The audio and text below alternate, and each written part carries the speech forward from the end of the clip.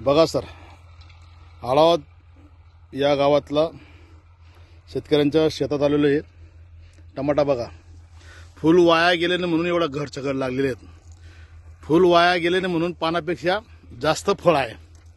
हे बघा, हे बघा.